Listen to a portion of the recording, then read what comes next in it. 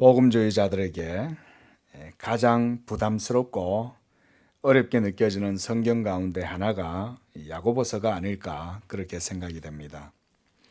왜냐하면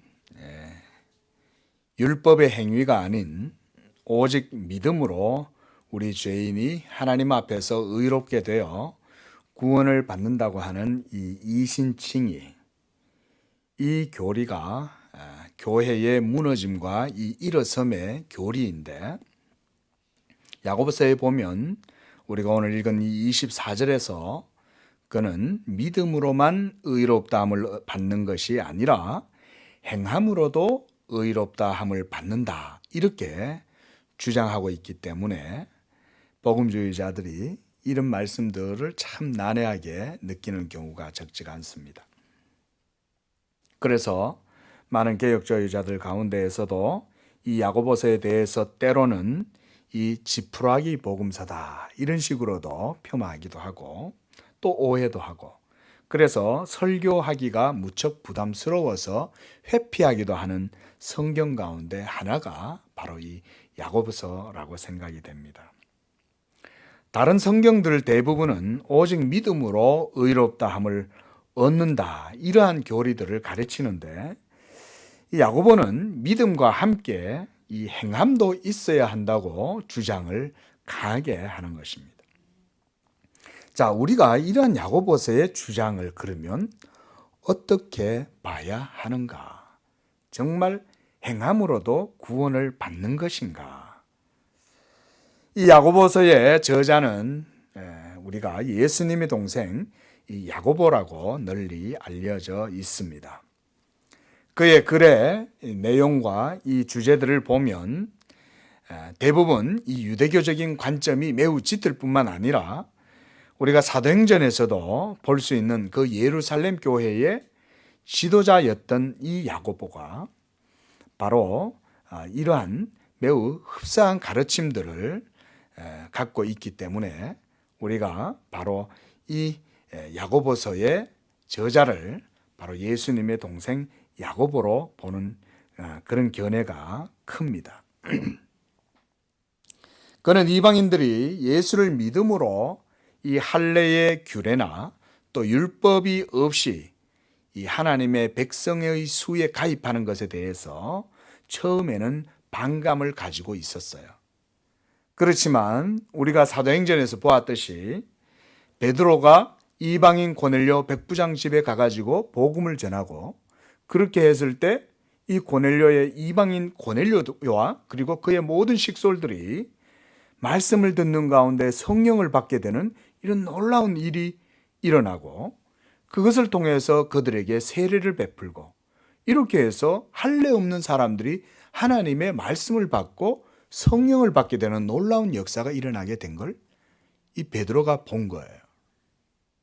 그래서 베드로가 이후에 예루살렘 교회로 돌아와서 이 사건에 대해서 보고를 한 거예요. 그래서 사도행전 11장에 그걸 보면 그 회의의 결과를 통해서 그 예루살렘 교회에 있는 그 지도자들이 이방인에게도 하나님께서 생명의 회개를 주셨구나, 이렇게 모두 다 이제 동의를 하게 된 거예요. 이후에 우리가 사도행전 15장에서도 이 유대교에서부터 내려온 이 유대인들이 이 이방인들에게도 예수를 믿으려면 할례를 행해야 되고 모세의 율법을 지켜야 한다, 그래야 그들도 구원을 얻게 되므로 이 율법을 지키는 것이 마땅하다, 그래서 이방인들에게도 율법을 지키도록 가르쳐야 한다, 이러한 주장을 펼치는 사람들이 있었습니다. 그때에 이 바울과 바나바와 또 여러 복음 전도자들, 특별히 이 베드로와 함께 많은 이 신앙의 논쟁이 벌어진 거예요. 논란이 일어났어요.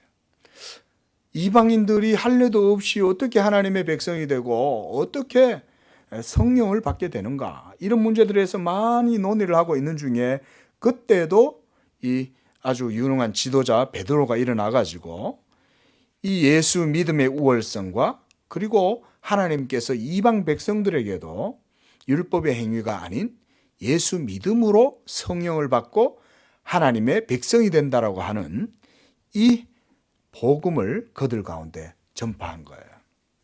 그걸 듣고 있던 이제 예루살렘 총회가 모여가지고, 아, 그렇구나. 우리가 유대인들에게 하나님께서 율법을 주셔서 이 율법을 따라서 하나님을 섬기게 했지만, 이제는 예수 그리스도가 그 율법을 모두 다 이루셨고, 그렇게 해서 이제는 율법의 행위나 할례가 아니라 예수를 믿고 속사람이 영적으로 할례를 받고, 그렇게 해서 거듭나서 그 하나님의 말씀을 믿음으로 의롭게 되는 것이구나. 그것이 바로 하나님의 구원의 섭리였구나. 이것을 거기에서 인정하게 된 거예요. 이런 예루살렘 교회의 공적인 논의가 마무리되고, 그래서 야고보가 이 주장을 해요. 그러면 우리가 이방인 중에 주님께로 돌아온 많은 그리스도인들을 그들에게 우리가 편지를 써보내자.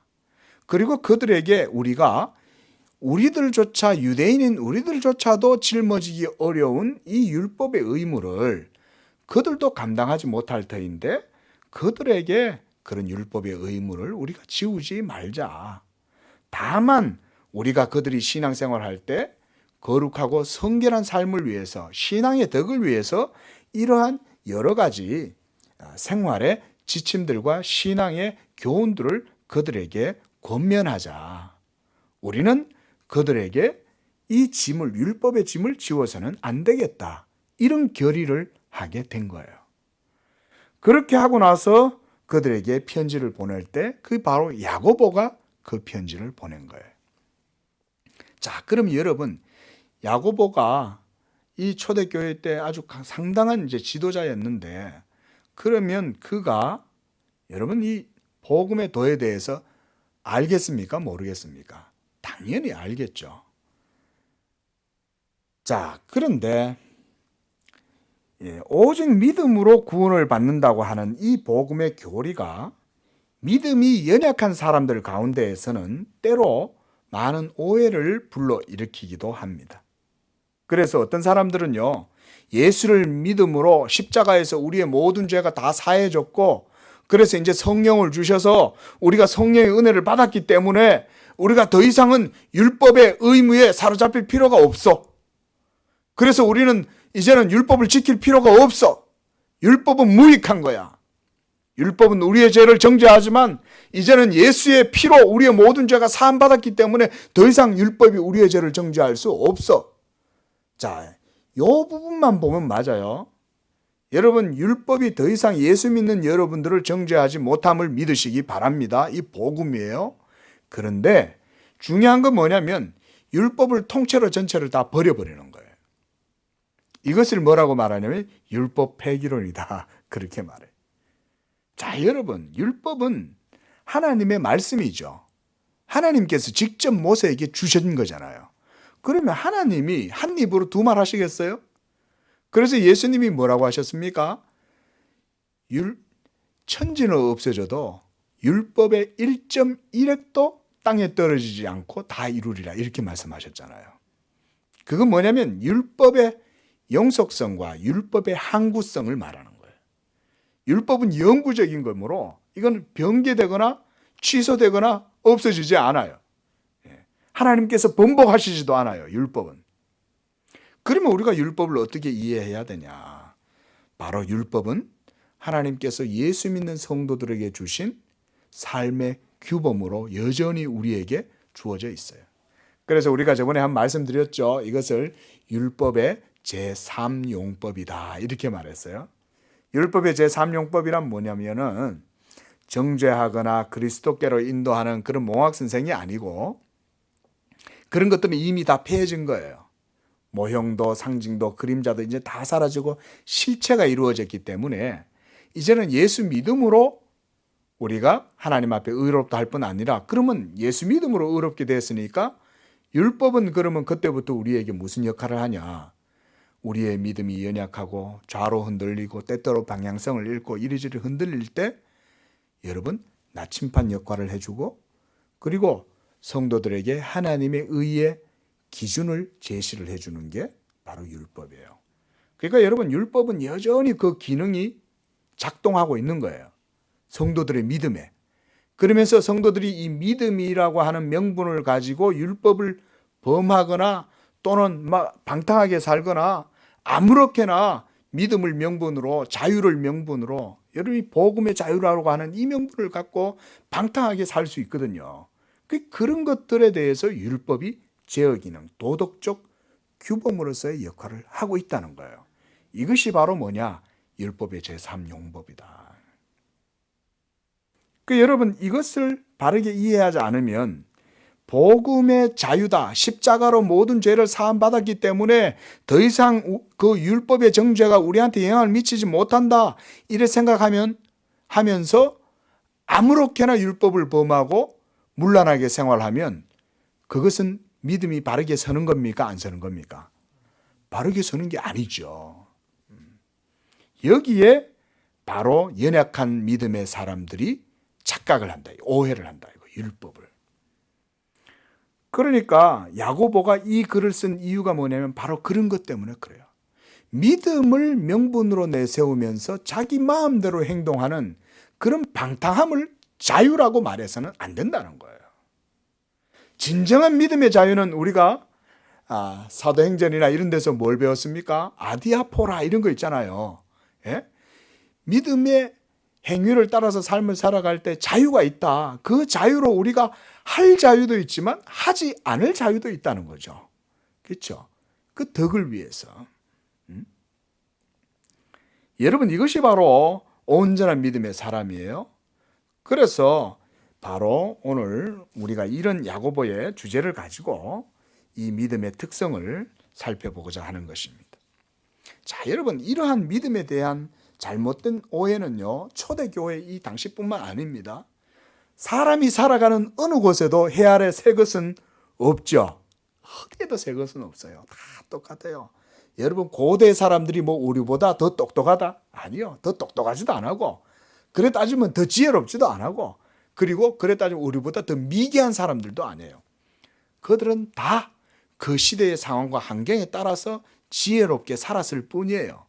피타고라스도 그 시대에 따라서 그냥 지혜롭게 살아서 피타고라스인 거고, 피라미드가 놀라운 정말 불가사의하다 뭐 그러잖아요, 건축이. 그래도 그 시대의 사람들한테 필요한 지혜가 있었기 때문에 그냥 그걸 했을 뿐이에요. 그저 현대인들은 또 현대인들대로 또 다 그에 준하는 또 지혜가 있는 거죠. 여러분, 어딜 가나 사람들은 똑같습니다. 자, 여러분, 어디에서나 항상 이러한 믿음에 대한 오해와 사탄의 공격은 항상 있어 왔다는 거예요. 지금도 이러한 믿음에 대한 공격이요, 다양한 이름으로 여러분 우리에게 주어져 있습니다. 그래서 여러분, 사실은 이 젊은 그리스도인들이 사실은 이런 말씀들을 더 깊이 사실 알아야 돼요. 사실 우리의 신앙의 영역을 깊이 있게 우리가 좀 신학적으로 들여다보면요, 거기에는 이 순수한 믿음 그 자체의 교리를 공격하는 다양한 사조들이 많이 있어요. 우리가 소위 이데올로기다 뭐 이런 게 있잖아요. 예를 들어서요, 초대교회 때는 율법주의, 주로 이제 바리새파 뭐 이런 서기관들 이런 사람들이겠죠. 그다음 율법 폐기론 이런 사람들이 또 있었습니다. 그것부터 시작해서 또 영지주의, 우리가 성경에서 볼 수 있죠. 이 영지주의, 이 그노티시즘이라고 하는 이런 영지주의 사상이 초대교회의 신앙을 공격했습니다. 그뿐만이 아닙니다. 여러분, 계속해서 있어 오다가 근래에 이르러서는 이 신정통주의다라고 하는 것이요, 이 또 믿음이라는 이름으로 교회 안에 들어왔어요. 지금 현재 우리가 살고 있는 시대의 이야기입니다. 우리 교단은 이 신정통주의를 받아들이지 않았어요. 그래서 위대한 우리 좋은 믿음의 선배들과 이 지도자들이요, 이 신정통주의를 잘 막았어요. 그래서 이 신정통주의의 폐해로부터 교회의 신앙을 나름대로 잘 변호하고 지켰습니다. 그래서 소위 우리가 이제 뭐 신학에서 보면은 우리가 이제 초월주의다, 또 내재주의다 이런 게 있습니다. 이런 걸 보고 이제 뭐 우리 성도님들은 잘 안 들어보셨겠지만 이 변증법적인 신학이다 이렇게 말해서 뭐 소위 칼 바르트나 윌겐 몰트만 또 폴 틸리히 뭐 에밀 브루너 이런 유명한 사람들이 있어요. 그런데 이들은 믿음 자체가 하나님의 말씀의 능력과 성령의 은혜로 생겨난다는 그런 성경적인 사상을 따르지를 않아요. 그리고 믿음은 마치 인간의 실존의식이나 경험, 그런 것의 어떤 의지와 감정에서부터 일어나는 것으로 이것을 환원시켜버려요. 그렇게 함으로써 이 믿음의 성경적인 이해를 왜곡시켜버리는 이단적인 사상이 한국 교회 가운데 마치 신학이라고 하는 이름으로 떡하니 포장이 돼가지고 이게 교회 안으로 들어와 있었어요. 여러분 이거 지금도 다른 사람이 있습니다. 이 우리 시대 얘기예요. 또 우리가 이제 근대주의, 그렇죠? 산업혁명 이후에 이 근대주의가 점점점 성장해서 지금까지 왔는데요. 이 과학이 발전하고 이래 되고 또 이 철학이 발전하고 이러니까 이 사람들의 의식이 이제 점차 밝아지잖아요. 그때는 또 그에 걸맞는 또 새로운 또 사조가 생겼어요. 바로 우리가 다 들어보셨죠? 포스트 모더니즘이라고 하는 거예요. 그러니까 이런 포스트 모더니즘이 또 서구에서부터 점점 유럽에서부터 시작해서 막 이렇게 아시아 쪽으로 점점 번성하니까 막 공산주의도 일어나고요. 그 빌미로 막 온갖 모든 이제 새로운 사조들이 형성되면서 역사가 새롭게 이제 재구성되는 거예요.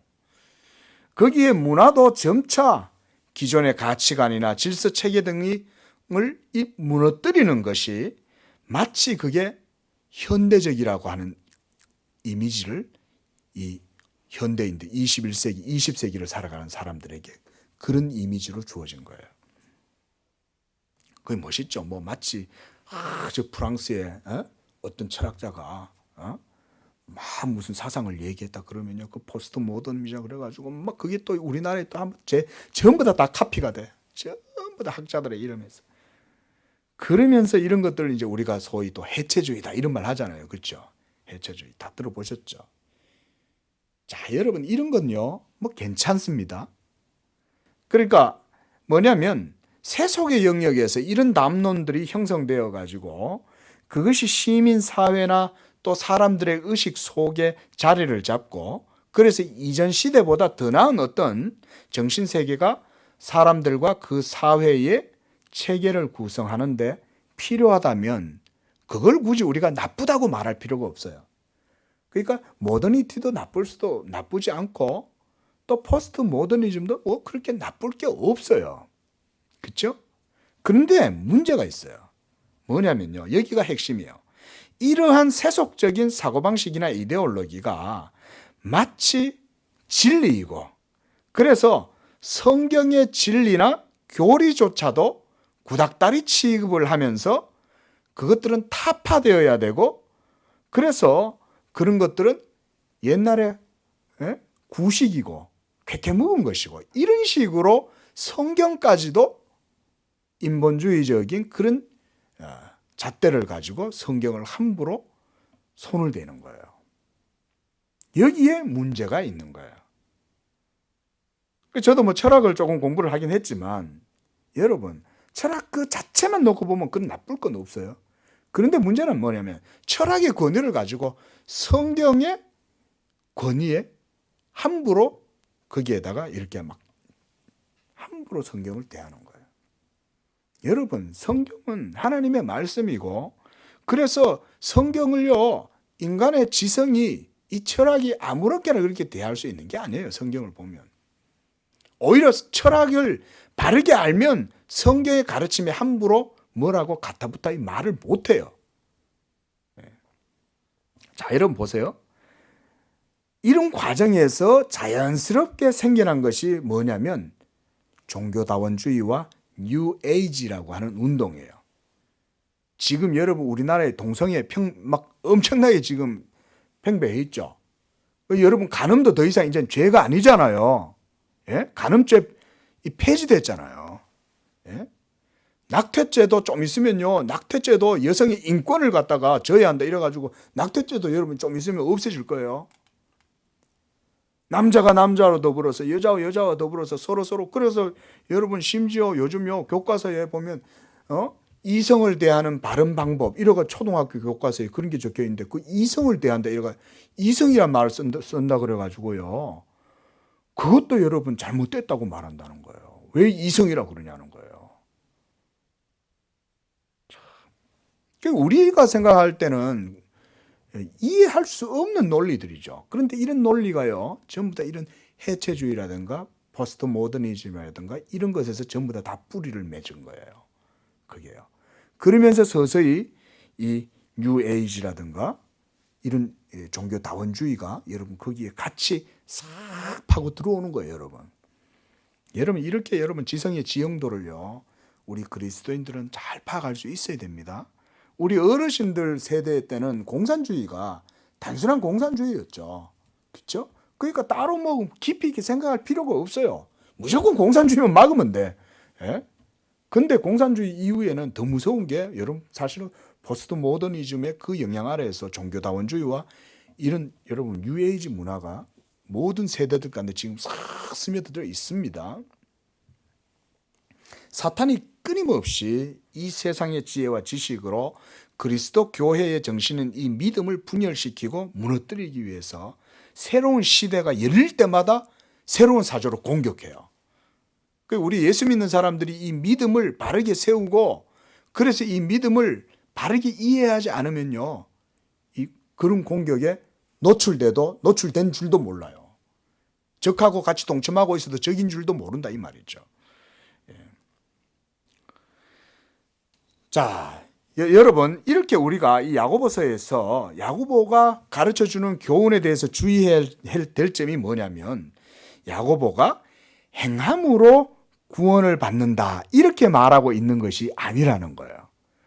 자, 우리가 오늘 읽은 이 말씀을 다시 한번 보면요, 야고보는 어디에서도 행함 그 자체로 구원받는다고 말하지 않아요. 그래서 어떤 사람들은 이렇게 말해요. 야, 이 야고보서 봐라. 거길 보니까 믿음으로만 구원받는 것이 아니라 행위로도 구원받는다고 하지 않느냐 라고 이런 식으로 야고보서를 곡해해요.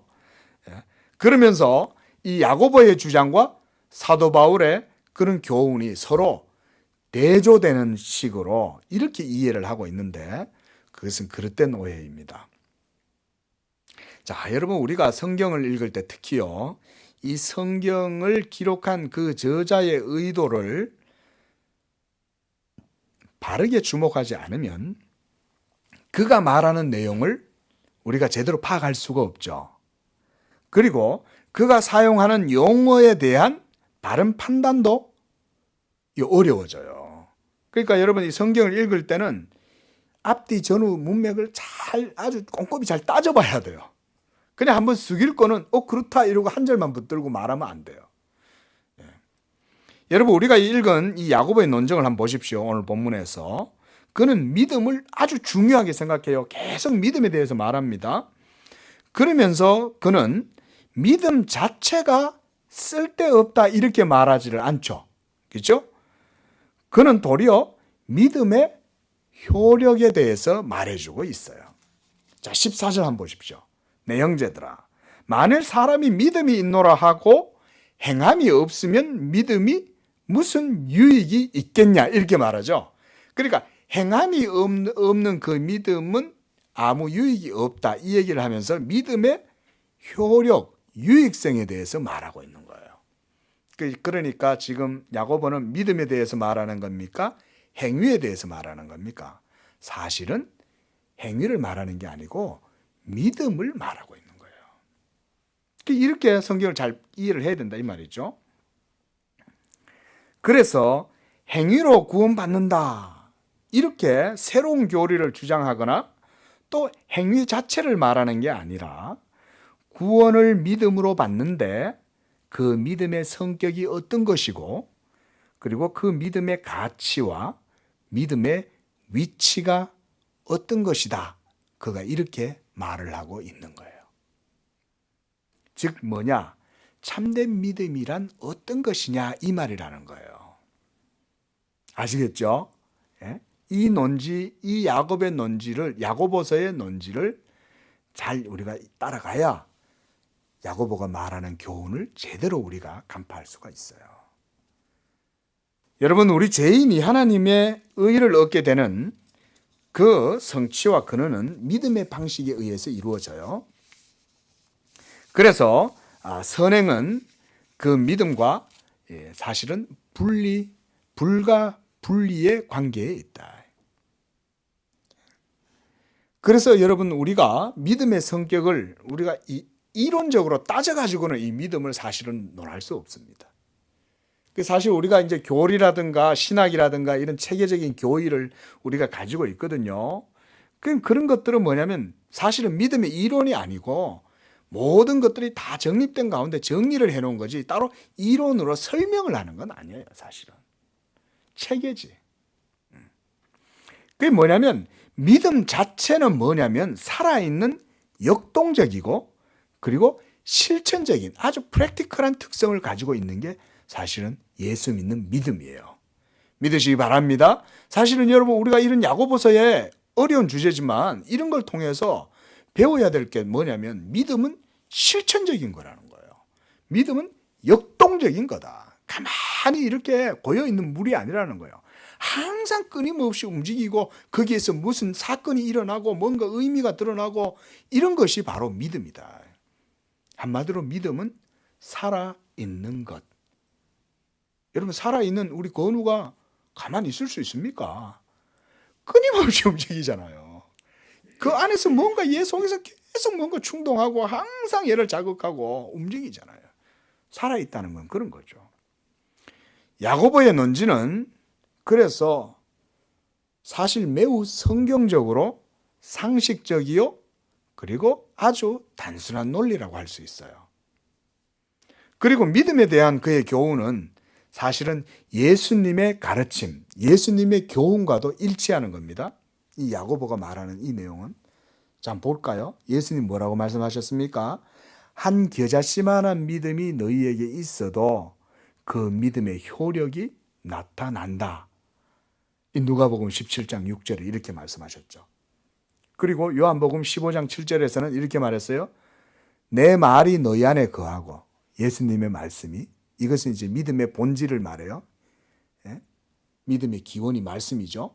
그리고 그 말씀이 믿는 자 안에 있으면 너희가 무엇이든지 구하라. 그리하면 어떻게 된다는 거예요? 이루리라. 얻으리라. 구하고 얻는다. 이 모든 것들이 다 믿음으로 이루어진다는 거죠. 즉 믿었으면 된 줄로 여기고 의심하지 말라. 성경은 이렇게 말하죠. 그렇죠? 여러분, 이것이 예수님의 교훈의 특징이에요. 그래서 마가복음 11장 23절 24절에서도 이렇게 말씀했습니다. 누구든지 이 산더러 들리어 바다에 던지라 하며 그 말하는 것이 이루어질 줄로 믿고 그랬습니다. 그리고 마음에 의심하지 아니하면 그대로 되리라. 자, 어때요? 예수님은 이 야고보의 사실은 주장보다 훨씬 더 강력한 논정을 쓰는 거죠. 산을 들어 향해서 바다에 던져라 그러면 산이 바다로 간다. 어떻게? 믿음으로 그렇게 구하면. 여러분 어떻습니까? 예수님이 가르치시는 이 믿음의 내용은 야고보의 논지와 정확히 일치하죠. 그렇죠? 예? 믿고 의심하지 않으면 그래 된다는 거죠. 그걸 의심하지 않는데 어떻게 또 그렇게 행하지 않을 수가 있냐 그 말이에요. 의심하지 않고 그 신념을 가지고 있으면 그 신념대로 행하면 이루어지죠. 그러므로 믿는다면 그 믿는 말을 따라서 행동하라는 거예요. 이것이 하나님의 말씀에 대한 믿음이요 순종의 행동의 원리입니다. 그래서 우리가요 이 야고보가 주장하는 이 행함 없는 믿음이 죽은 것이라고 하는 말은 그와 같은 이해를 따르는 거예요. 그래서 야고보가 성경 속의 여러 인물들을 신뢰로 그들은 믿음만이 아니라 그 믿음에 따른 행동이 수반되었다라고 그렇게 주장을 하고 있는 거예요.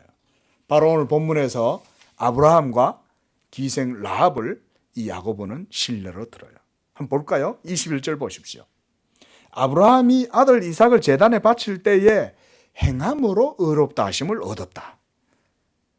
그러므로 믿음이 22절 믿음이 그와 그의 행함과 함께 일하고 행함으로 믿음이 온전하게 되었다. 자, 여기서 온전하게 됐다는 말은 뭐냐면 믿음과 행위가 같이 있을 때야 그게 온전하다 이 말인 거예요. 믿는다고 말은 하는데 행동은 없어. 그러면 그게 무슨 믿음이야 이거죠. 또 한 가지 예로 기생 라합을 듭니다. 25절에 기생 라합은 우리가 이제 여호수아에서 보면 이스라엘 백성들이 이 여리고성을 이제 진격을 해 들어갈 때에 이 여리고성에서 이제 있는 이 기생 라합의 집에 이제 그들이 들어가죠. 갔는데 거기에서 라합이 이 이스라엘의 정탐꾼들을 몰래 숨겨주잖아요. 숨겨주면서 자칫하면 자기 생명이 위험할 수도 있는데 라합을 숨겨주는데 이 라합의 믿음이 뭐였습니까? 너희 하나님 이스라엘의 하나님 여호와는 상천하지의 하나님이시여. 그 하나님은 그 하나님에 대한 명성을 우리가 다 듣고 알기 때문에 지금 이 여리고와 이 가나안 백성들이 벌벌벌 떨고 있다. 그래서 내가 그 하나님 때문에 너희들 내가 숨겨줄게. 그래서 너희들 나중에 이 위험을 피해서 나가서 나중에 이 여리고성을 점령할 때 우리 가족은 살려주라. 여러분 보세요. 라합은 이미 이스라엘의 하나님 여호와가 진짜 하나님이고 그래서 이스라엘이 이 가나안 땅을 차지하러 들어올 때에 이 여리고성도 이미 점령하게 될 거라는 것을 미리 벌써 알고 있는 거죠. 라합은 아직 전쟁도 안 일어났는데 그러니까 이 라합은요 이스라엘의 하나님을 믿은 거예요. 그리고 그 하나님을 믿었기 때문에 자기 생명을 보존하기 위해서 여리고의 왕들과 군사들을 무서워한 게 아니라 이스라엘의 군사들을 무서워한 거예요. 여러분 그게 바로 라합의 믿음이었죠. 그러니까 그런 믿음을 가지고 있으니까 어때요? 라합은 자기의 생명의 위협을 무릅쓰고도 이스라엘 군사들을 숨겨준 거죠. 이걸 바로 야고보가 인용한 거예요. 그래서 기생 라합이 정탐꾼들을 접대하고 다른 길로 나가도록 할 때에 그의 행동이 하나님께로부터 의롭다함을 얻은 것이 아니냐 그렇게 말한 거죠. 자, 그런데 그의 행동은 어디에서 나왔어요? 그렇죠. 믿음에서 나온 거잖아요. 이게 참 믿음이다 이 말인 거예요. 야고보는. 자, 여러분 사실은 우리가 이런 논증 자체가 어려운 논리가 아니죠. 매우 상식적이고 단순하다. 예수님이 하신 말씀처럼. 그러니까 베드로도 예수님을 믿으니 물 위를 그냥 걷잖아요. 그거 어떻게 걸었겠어요? 예수님을 믿었기 때문에 그런 거예요. 그런데 그 믿음이 약해지니까 어때요? 점점 물속에 빠져들어가는지라. 이만큼 여러분 믿음이 중요한 겁니다. 그래서 제가 지난 몇 주간 동안 계속해서 오전 시간에는 이 믿음의 교리를 주제로 여러분들께 증거를 했습니다. 믿음이란 무엇인가? 믿음은요, 사람의 자연적인 본성과 산물, 즉 이 실전적인 의지나 그 신념에서 나오는 게 아니라고 제가 계속 반복해서 강조했어요. 그것은 매우 그 자체로 특별하고 그래서 비상한 것이다, 믿음은. 성경은 이 믿음이 하나님의 은혜의 선물이요. 그 믿음은 예수 그리스도의 말씀에서 나오는 것이고 성령께서 믿는 자 안에서 효과적인 사역을 이루심으로 그의 믿음 안에 새롭게 만들어 주신 것, 그것이 바로 믿음이다. 할렐루야! 이 믿음으로 여러분 우리가 예수님을 지금 믿고 있는 거예요. 이걸 기억하셔야 돼요. 자, 여러분 보세요. 이처럼 죄로 말미암아 타락하고 부패한 우리의 자연적 본성을 깨뜨리고 그 속에서 진리로 말미암아 생명의 역동적인 이 역사를 이루실 때 그 진리로 이루어지는 믿음의 그런 내면의 역동성이 하나님, 삼위일체 하나님의 주권적인 섭리와 뜻 가운데에서 이루어지는 것이기 때문에 믿는 자 안에는 이 진리의 증거가 있어요. 이게 여러분 영적인 사람과 육적인 사람의 내적인 차이입니다.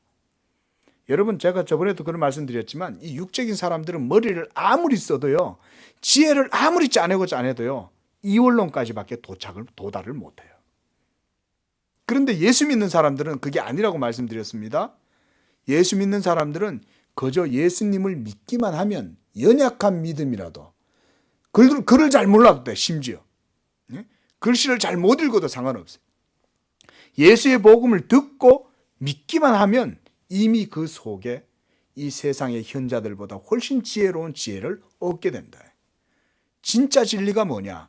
성부, 성자, 성령, 그 하나님의 진리가 바로 그 믿는 자 속에 역사하는 것. 이게 진짜 지혜잖아요.